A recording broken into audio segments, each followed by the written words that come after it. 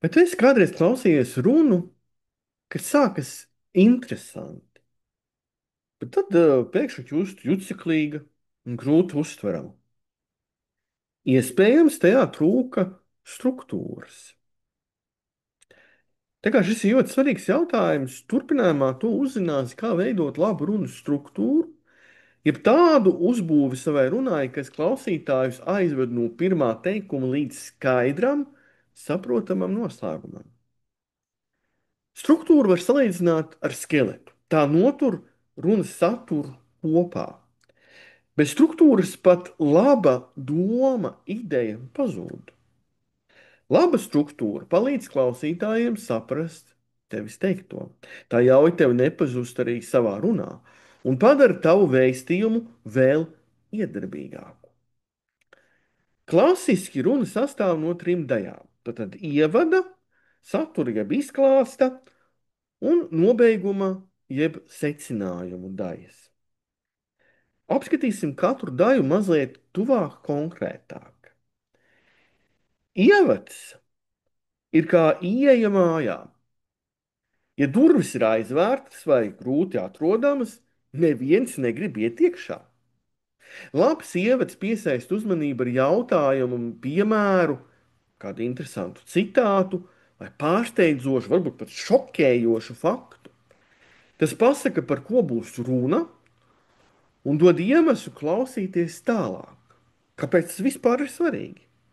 Un došu to konkrētu piemēru. Vai tu zināji, ka vairāk cilvēku baidās no publiskās runas nekā no nāves?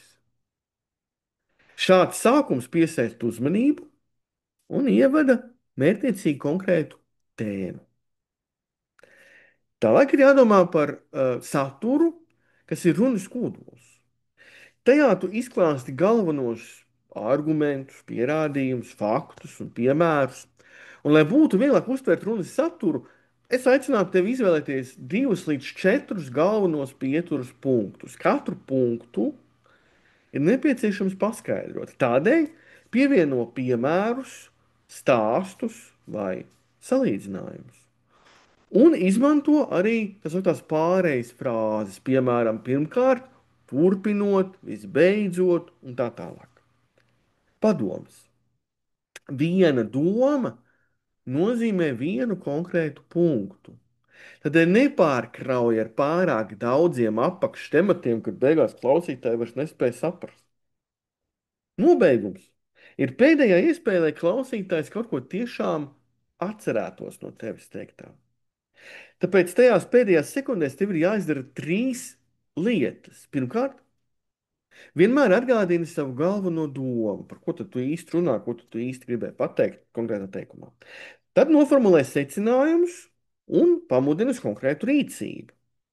Noslēdz pārliecinoši ar citātu, retorisku jautājumu vai kādu iespaidīgu frāzi. Nekad nebeidz ar, nu, tas arī no manis ir viss.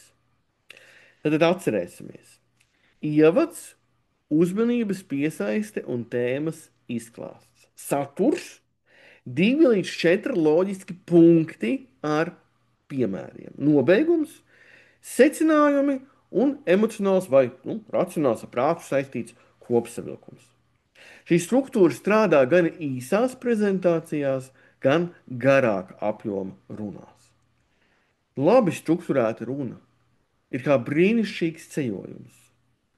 Tu ved klausītāju no sākuma līdz galam, neļaujot viņam apmaldīties.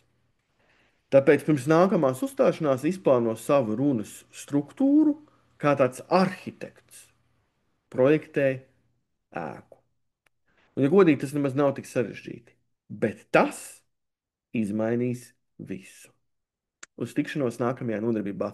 Un atceries, skaidra runas struktūra nozīmē skaidru vēstījumu.